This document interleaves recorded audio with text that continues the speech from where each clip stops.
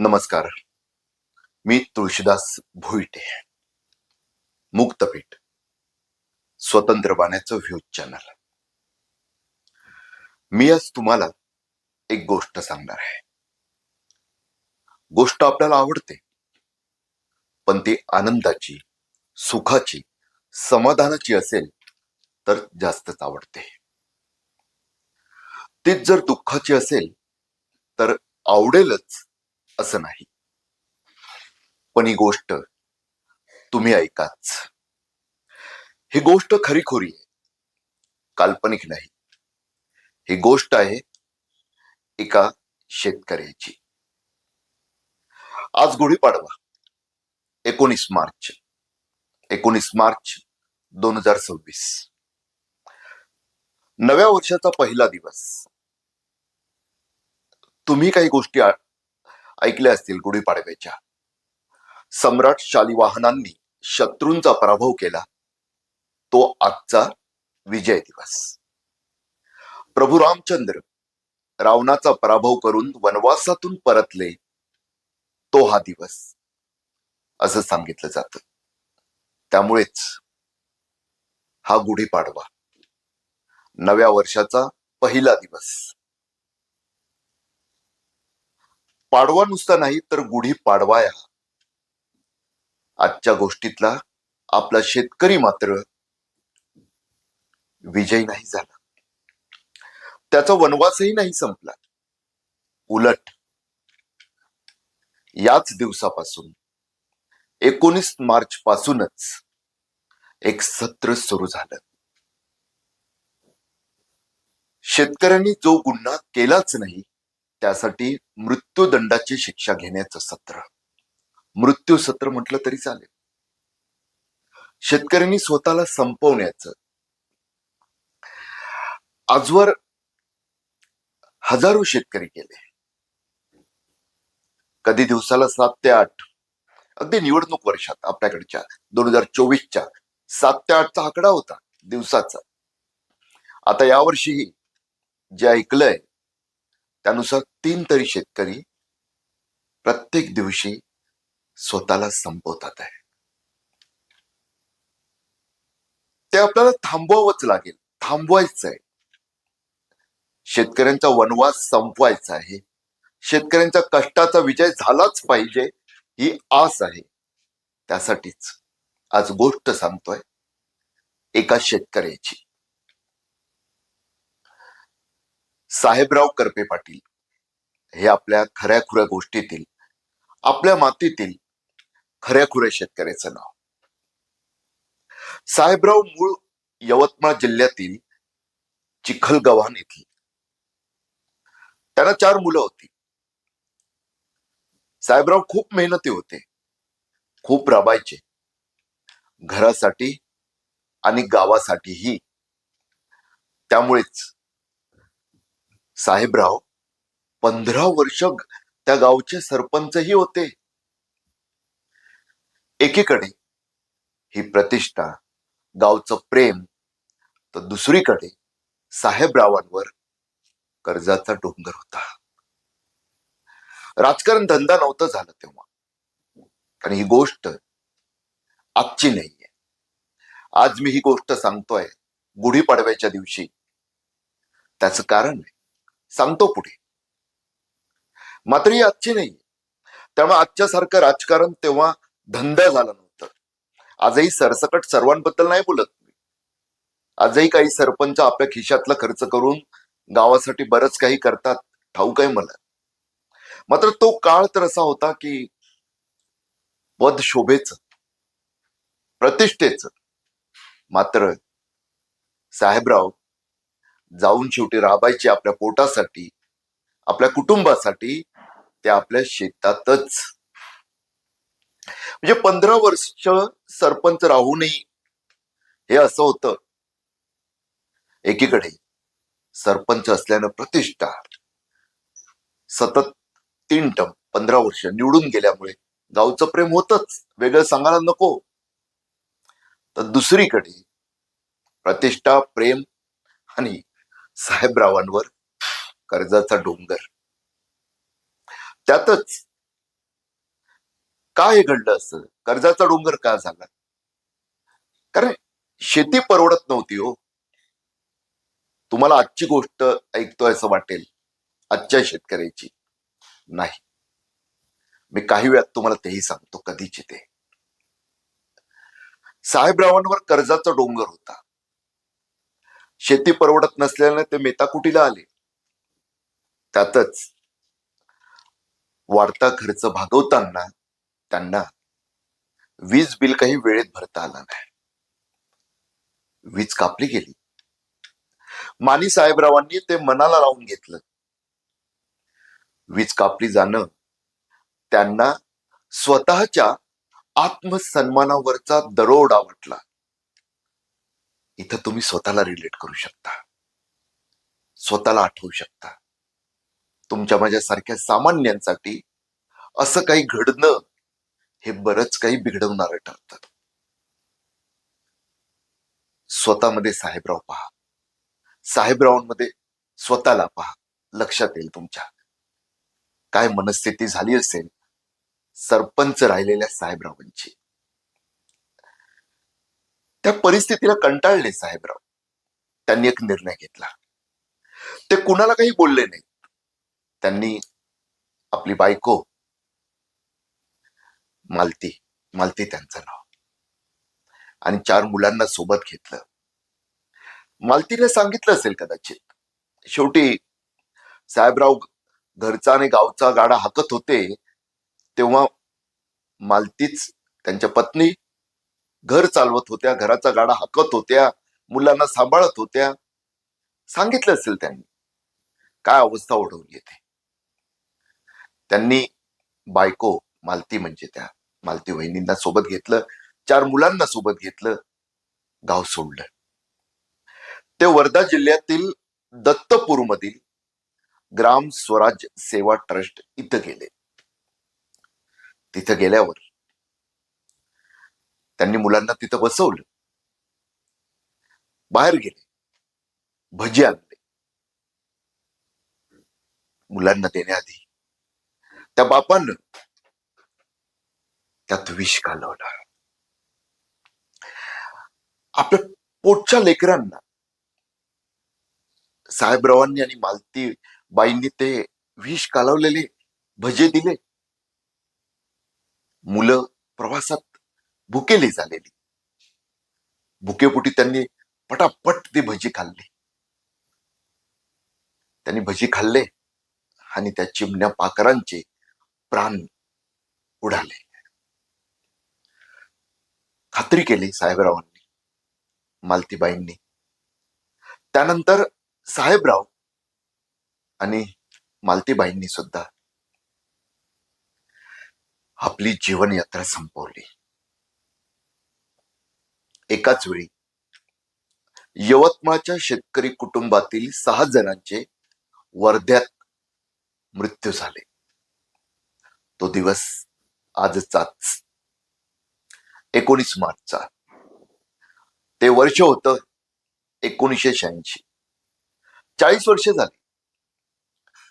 महाराष्ट्रातील पहिली शेतकरी आत्महत्यांची घटना. शेतकऱ्यांनी स्वतःला संपवल्याची. 19 मार्च 1986 ते 19 मार्च 2026, 4 दशकांमध्ये बरंच काही बदललंय. पण आजही शेतकरी आत्महत्या थांबलेल्या नाहीत. शेतकरी स्वतःला संपवतच आहेत. आपण काय म्हणतो, महाराष्ट्र आपलं कुटुंब, शेतकरी आपले कुटुंबीयच. रोजच शेतकरी स्वतःला संपवतात.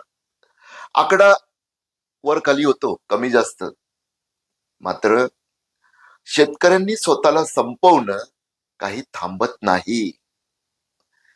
आपल्या महाराष्ट्र नावाच्या कुटुंबातील सुतक काही संपत नाही. गेली काही वर्ष अन्नत्याग आंदोलन करण्यात येतं, शेतकऱ्यांना आपली साथ दाखवण्यासाठी. करपे कुटुंबाला त्यांच्या गावात श्रद्धांजली वाहण्यात येते. अवघ्या महाराष्ट्रभर तसं करण्यात येतं. अमर हबीब किसान पुत्र आंदोलनाचे त्यांनी गेली 10 वर्ष म्हणजे 2017 पासून अन्नत्याग आंदोलनाचा उपक्रम राबवलाय. एक प्रयत्न आहे त्यांचा की शेतकऱ्यांना त्यांच्या सोबत कुणीतरी आहे, ते एकटे नाही आहेत हे वाटावं, त्यासाठी तो प्रयत्न आहे. आजही 19 मार्च, आज गुढीपाडवा, सणाचा दिवस. सणाचा दिवस असूनही महाराष्ट्रातील हजारो घरांमध्ये चुली पेटल्या नाहीत. स्वाभाविक आहे, मनाला लागलेलं असतंच ना. संवेदना तीच असते, काय शिवार आणि काय शहर, शेवटी माणसंच साडी. त्यामुळेच असं वाटतं की शेतकरी आत्महत्या रोखणं हा विषय सर्वात प्राधान्यक्रमावर असला पाहिजे. आणि एक सांगतो तुम्हाला, कर्जमाफी दिली पाहिजे, पण केवळ कर्जमाफी दिल्यानं शेतकऱ्यांची परिस्थिती सुधारत नाही. मनमोहन सिंहांपासून आजवर ज्या कर्जमाफी देण्यात आल्या त्यातून हे दिसून आलेलं आहे.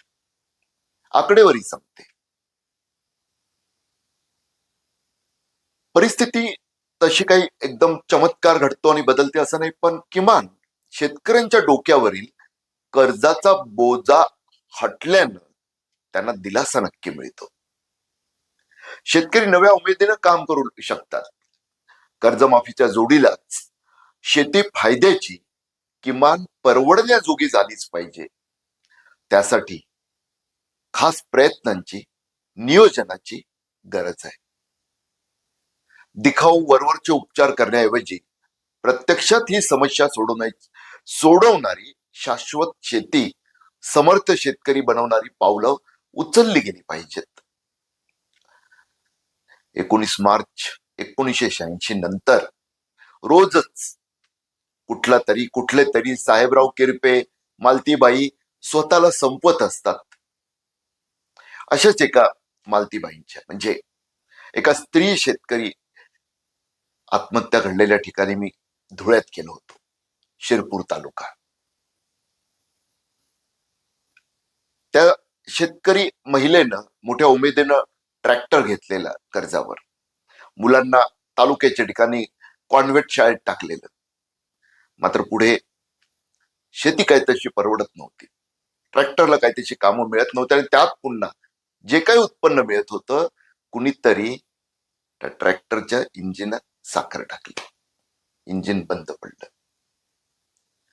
त्यातून ते अधिक खंतावले. त्यात पुन्हा स्त्री नव्या उमेदीनं काहीतरी उभारी घेते, नव्या यशाची गुढी उभारते. अनेकांच्या पोटात दुखतं ना, टोमणे सुरू झाले, त्रास सुरू झाला, आणि त्यातूनच मग त्या शेतकरी बहिणीनं स्वतःचं जीवन संपवलेलं. हे मी स्वतः अनुभवलेलं तिकडे जाऊन. दुष्काळ यात्रा काढलेली तेव्हा मी मराठीला होतो, तेव्हा मी मराठी चॅनलला.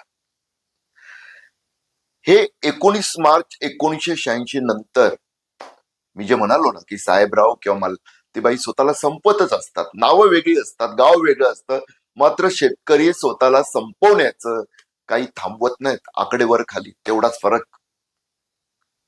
त्यांना मदतीचा हात देत, त्यांना संपवणारा दोर संकटांचा आपण तोडलाच पाहिजे. आज 40 वर्षांनंतर किमान एवढं तरी आपण केलंच पाहिजे. या शेतकऱ्याच्या गोष्टीचं तात्पर्य हे सांगतो. शेतकरी एकटे पडता कामा नयेत. त्यांनी स्वतःला संपवून काही होत नसतं. आपण काय करू शकतो, तुम्हाला प्रश्न पडला असेल. पहिलं तर आपण जिथं असाल तिथं आपल्या शेतकऱ्यांसाठी किमान समर्थनार्थ उभं राहिलं पाहिजे. अनेक लोक हिणवतात, त्यांना दटावलं पाहिजे, त्यांना लक्षात आणून दिलं पाहिजे, अहो शेतकरी आपल्या अन्नदाते आहेत. केवळ बळीराजा असं कुरवाळू नका, खोटं. त्यापेक्षा खरं त्यांना उभं करण्यासाठी सहकार्य करा. आपण शेतकऱ्यांना भावनिक आधार दिला पाहिजे. अहो, एक ट्रेन चुकली ना, एक बस चुकली ना, एक मेट्रो चुकली ना, तरी आपली चिडचिड होते हो. अस्वस्थता येते की अरे बापरे, आता उशिरा पोचून मला ऐकावं लागेल का, लेट मार्क लागेल का. तिकडे शेतकऱ्याचे पावसाच्या वेळात चुकतात हो. आता पण आता सुद्धा गारपीट झाली काही ठिकाणी महाराष्ट्रात. आधी ते खरीपाचं गेलेलंच, अतिवृष्टीमुळे आबाळ फाटलेलं, ढगांमधून नद्या कोसळलेल्या, तेव्हा गेलेलं. आता रबीचं मिळेल असं वाटत होतं, पण तेही काहींना या गारपिटीचा फटका हे असतं शेतकऱ्याचं. त्यामुळे नेहमीच त्यांना आपण भावनिक आधार दिला पाहिजे. त्यांना समजून घेणं, त्यांना समजवणं आणि आपल्या जीवनात सामावून घेणं, यातून बरंच काही साध्य होईल. राजांनो, शेतकरी एकटे पडणार नाहीत. तसंच शेतकरी भावा बहिणींनाही मला सांगायचंय, अरे बाबांनो, स्वतःला संपवण्यानं काही होत नाही. साहेबराव किरपे, मालतीबाई आणि त्यांची 4 लेकरं, 6 जणांनी स्वतःला संपवलं 19 मार्च 1986. आज 19 मार्च 2026, 40 वर्ष, 4 दशकांमधला अनुभव आहे. स्वतःला संपवण्यानं काही होत नाही. तुमचं कुटुंब उलट आणखी त्रासात जातं. तुम्ही जो गुन्हा केलाच नाही, कृपया त्याची शिक्षा भोगू नका. अहो, मृत्यूदंड देताय तुम्ही स्वतःला न केलेल्या गुन्ह्यासाठी. तिथे जे खून करतात, मारामारी करतात, दरोडे घालतात, नराधम काही स्त्रियांवर, छोट्या मुलांवर, मुलींवर अत्याचार करतात, त्यांना मृत्यूदंड होऊ नये यासाठी किती प्रयत्न होतात. मग तुम्ही न केलेल्या गुन्ह्याची शिक्षा का भोगता? कृपया तसं करू नका. उमेद हरवू नका. त्यातून काही साध्य होत नाही स्वतःला संपवून. नव्या जोमानं पुढे सरसावलंच पाहिजे. संकटांवर मात करत मातीतून सोनं पिकवण्यासाठी आपणच आपले तारणहार हे ओळखलं पाहिजे. तसं केलंच पाहिजे. साहेबरावांच्या गोष्टीतून एवढं तरी आपण शिकलंच पाहिजे. एक लक्षात घ्या तुम्ही शेतकरी मित्रांनो, भावांनो, बहिणींनो, तुम्ही लक्षात घ्या. वनवास, शेतकऱ्यांचा वनवास असा नाही संपणार. समस्यांच्या रावणावर आपल्यालाच मात करायची. त्यासाठी मगाशी जे बोललो, आपणच आपले तारणहार होऊया. आणि आपण सुद्धा, जे शेतकरी नाही त्यांनी सुद्धा आपल्या शेतकरी भावा बहिणींसाठी भावनिक आधार देत, होय आम्ही तुमच्या सोबत आहोत हे सांगत पुढे सरसावलंच पाहिजे. शेतकरी आपले आहेत, आपण शेतकऱ्यांचे आहोत. आज साहेबरावांची गोष्ट, एका शेतकऱ्याची गोष्ट 40 वर्षांची संपूर्ण मांडणी करत सांगायचं कारण तेच होतं की शेवटी जगात विजय सत्याचाच झाला पाहिजे. गोष्ट कोणतीही असो, मात्र त्या गोष्टीत चांगला माणूसच नायक पाहिजे. आपल्या गोष्टीत शेतकरी हा नायक, शेतकऱ्यालाच यश, त्याचीच यशोगाथा आणि त्याच्या कर्तृत्वाची गुढी, यशाची गुढी उभारलेली पाहण्याचं लक्ष आपणच साध्य केलं पाहिजे. मग कराल ना, साथ द्याल ना, आणि शेतकऱ्यांनो तुम्हीही हिमतीनं पुढे जाल ना. हाच आजच्या या गोष्टीचा सर्वात मोठा संदेश आहे. आज मुक्तपीठच्या एका वेगळ्या प्रयत्नात इथं आता मी आवर्त घेतो. तुम्हाला ही गोष्ट मला ठाऊक आहे अस्वस्थ करून गेलीच असेल. कृपया तरी सुद्धा सांगतोय, लाईक करा हा व्हिडिओ, इतरांशी तुम्ही शेअर करा. व्हॉट्सअपवर, टेलिग्रामवर, फेसबुकवर, एक्सवर, जिथं असाल तिथे कळू द्या लोकांना की 4 दशकांपूर्वी, 40 वर्षांपूर्वी काय झालेलं. आणि स्वतःला संपवून काही होत नसतं. आपल्याला पुढे जायचं, आपण आपलं तारणावर व्हायचंय, हेच आपल्याला मनावर बिंबवायचं आहे. आणि जे प्रेक्षक ही गोष्ट ऐकतात आहे त्यांना विनंती आहे की तुम्ही जर मुक्तपीठ या आपल्या स्वतंत्र बाण्याच्या व्ह्यूज चॅनलचे अद्याप सबस्क्रायबर नसाल तर कृपया आत्ता लगेच सबस्क्रायबर व्हा. शेजारचा बेल आयकॉन दाबा, ऑलचा ऑप्शन निवडा, म्हणजे तुम्हाला दरवेळी मुक्तपीठचे असे वेगळे प्रयत्न करणारे व्हिडिओ येतील, ते कळत जाईल, तुम्ही पाहू शकाल आणि तुमचं मतही मांडू शकाल. मुक्तपीठ, स्वतंत्र बाण्याचं व्ह्यूज चॅनल.